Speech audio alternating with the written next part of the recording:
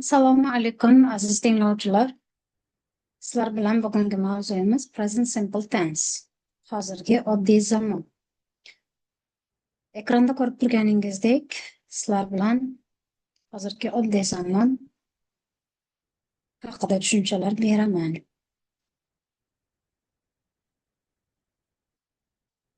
Bugungi darsda o'rganib olishimiz mumkin bo'lgan jihatlarga qarab chiqamiz. Understand present simple structure. Tuzilishini ko'rib chiqamiz. Hozirgi oddiy zamonni tuzilishini. Learn when to use present simple. Qachon biz hozirgi oddiy zamonni gapda foydalanishimiz mumkin. O'shani ko'rib chiqamiz. Make positive, negative and question forms. Present simplening shakllarini ko'rib chiqamiz. Darak shakli, inkor shakli va so'roq shakli. Use present simple in speaking and writing. Present simplening gapirish ko'nikmasida va yozma ko'nikmasida qanday foydalanishlarini ko'rib chiqamiz. What is present simple? Present simple bu nima degani? Odatiy ish harakatlar uchun ishlatiladigan ish harakatlarga nisbatan aytiladi. Present simple is used for daily routines, har kunlik bajariladigan ish harakatlar, habits, odat tusiga aylangan ish harakatlar, facts, faktlarga nisbatan aytiladi. Repeated actions, takrorlanib turadigan ish harakatlarga aytiladi. General truths, hamma uchun haqiqatga, faktga aylangan ish harakatlarga aytiladi. Masalan, example.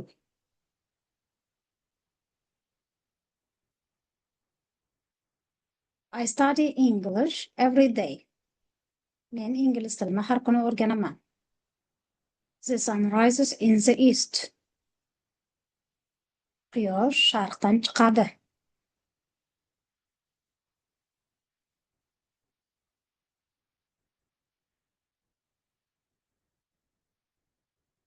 Sentence structure. Gapning tuzilishiga qarab chiqamiz. Boya aytganimdek, present simplening 3 shaklini o'rganamiz degandim. Darak shakli. Hozir birinchi darak shakliga qaraymiz. Present simplening darak shakli strukturasi mana shu tuzilishda bo'ladi. Subject plus verb 1, base form plus object. Bu degani gapning egasi, undan keyin asosiy fe'lning o'zi, hech qanaqa qo'shimchalarsiz va undan keyin to'ldiruvchi keladi. For example, masalan, I go to school every day. Men har kuni maktabga boraman. She plays tennis. U tennis o'ynaydi. We have English lessons on Monday. Bizni dushanba kuni ingliz tili darsimiz bor. Bu yerda hozir mana strukturaga tushgan misollarni ko'ryapsizlar. Strukturaga qarab turib ko'rib chiqishlaringiz mumkin. Endi ikkinchi inkor shakli, negative form, subject plus do, does, not plus verb 1. Gapning egasidan keyin do, does yordamchi fe'li kerak bo'ladi bizga va not qo'shimchasi kerak bo'ladi. Inkor ma'noni bildiruvchi. Undan keyin fe'lning asosiy ma'nosi, asosiy shakli. For example, he doesn't like coffee. U kofeni yoqtirmaydi. I don't go to the theater. Men teatrga bormayman. They don't play football on Sunday.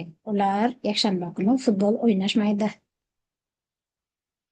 Bu yerda ko'rib turganingizdek, does not, do not deb ishlatishingiz mumkin va qisqartirilgan shaklda ham ishlatishingiz mumkin. Agar I do not deb ishlatsak ham bo'ladi, I don't deb ishlatsak ham bo'ladi. Mana qisqartirilgan variant. Question form, uchinchi so'roq shakli. So'roq shaklida gapni egasidan oldinga asosiy yordamchi fe'llarimiz o'tib ketadi. Do, does yordamchi fe'li bizga kerak bo'lardi.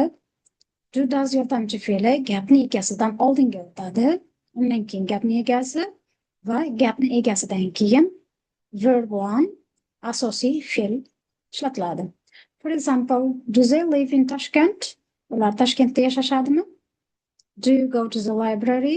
Ular kutubxonaga borishadimi? Does she play badminton with me? U men bilan badminton o'ynaydimi? Verb endings. fe'lga qo'shiladigan qo'shimchalar to'g'risida qarab chiqamiz. For he, she, it. Uchinchi shaxsdagi olmoshlarga he o'g'il bola, she qiz bola, it jonsiz predmetlar va hayvonlarga nisbatan fe'lni oxiriga s va es qo'shimchasi qo'shiladi. S qo'shimchasi va es qo'shimchasi har xil harflarni tugashiga, unli, undosh harflar bilan tugashiga qarab qo'shilib ketaveradi. For example, play, plays, watch, watches.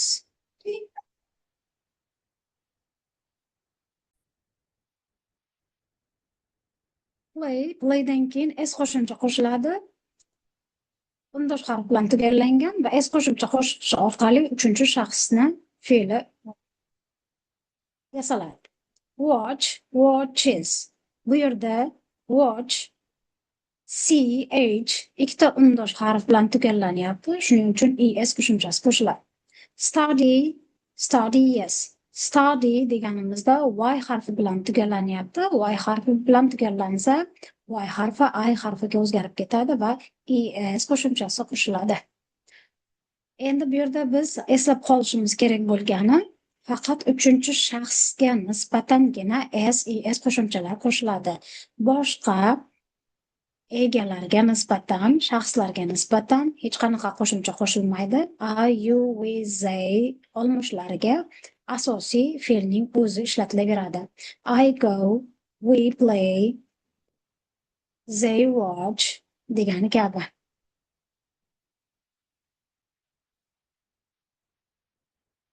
Time expressions. Bu yerda bizda present simple'ga kerak bo'ladigan kalit so'zlar to'g'risida, common present simple time words, vaqtni bildiruvchi ravishlar to'g'risida to'xtalib o'tamiz.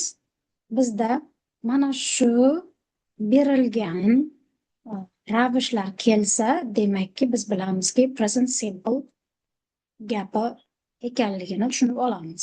Always, har doim, usually, odatda, often, tez-tezda, sometimes, ba'zida, never, hech qachon, every day, har kuni, on Mondays, dushanba kunlari.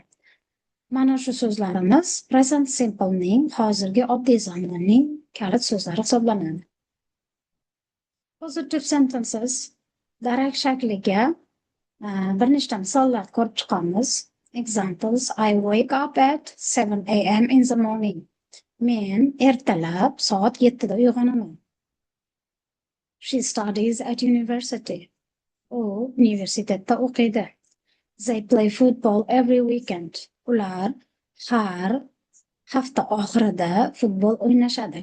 We speak English in class. Biz sinfda inglizcha gaplashamiz. Negative sentences inkor shakliga gaplarni ko'rib chiqamiz. I don't drink tea. I do not deb ishlatsak ham, don't deb qisqartirilgan variantini ishlatsak ham xato hisoblanmaydi.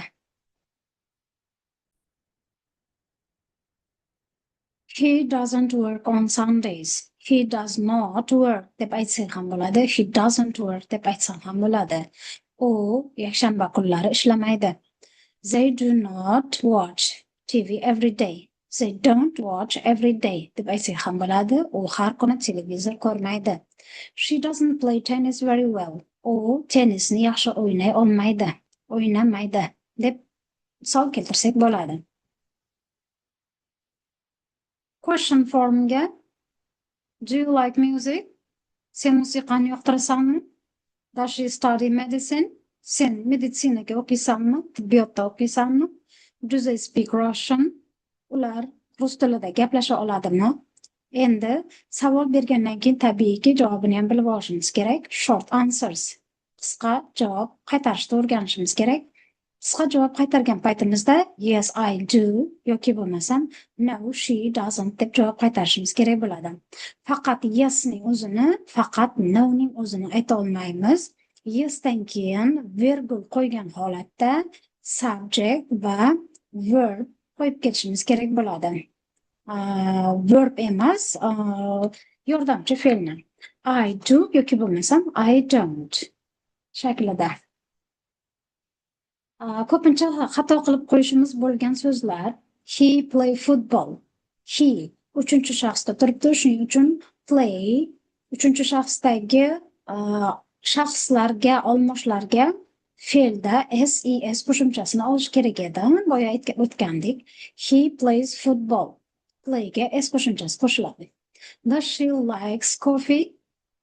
Bu yerda does degan yordamchi fe'l turibdi. Shuning uchun does dagi es qo'shimcha o'zi turgani uchun bu yerdagi like ga s qo'shimcha kerak emas. Does she like coffee bo'ladi.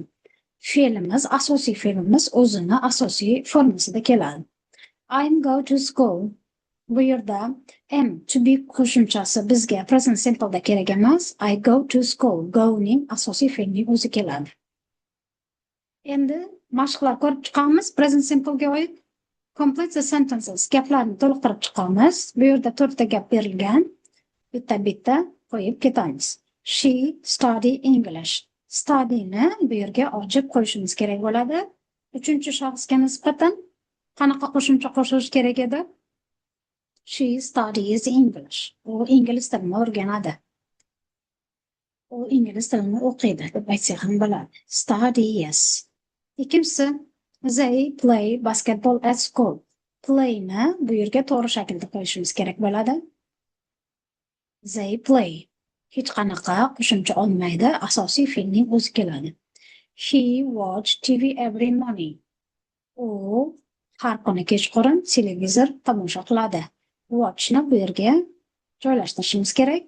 He watches TV every evening. Watches bo'lib es qo'shimchasi qo'shiladi. To'rtinchi, we not live in Tashkent. Biz Toshkentda yashamaymiz. Bu yerga inkor shaklini to'g'ri shaklda qo'yib chiqishimiz kerak. We do not live. We don't live deb aytsak ham bo'ladi. Grammar exercise number 2. Make questions. Bu yerda so'zlar qisqartirib berilgan, biz uni ochib chiqishimiz kerak bo'ladi. Birinchi gapda you like music. Nima deb aytsak bo'ladi? You bilan berilyapti, demakki savol berishimiz kerak. Sen musiqani yoqtirasanmi deb savol berishimiz kerak. Qanaqa bo'ladi? Do you like music? Sen musiqani yoqtirasanmi? Ikkinchisi, she work here. U bu yerda ishlaydi. Tarix shaklida kelyapti. So'roq shakliga qo'yishimiz kerak ekan. Does she work here? U bu yerda ishlaydimi? They study English. Ular ingliz tilini o'rganadimi? Uchinchisi, do they study English? Ular ingliz tilini o'rganadimi? To'rtinchisi, he play football. U futbol o'ynaydi. Does he play football? U futbol o'ynaydimi? Deb savol shaklini yasasak bo'lar ekan. E'tiborlaring uchun rahmat. Mana shu bilan darsimiz tugadi. Sizlarga present simple haqida eng kerakli ma'lumotlarni berib o'tdim. Ichidan o'zimizga kerakli ma'lumotlarni olishimiz mumkin. E'tiborlaringiz uchun kattakon rahmat.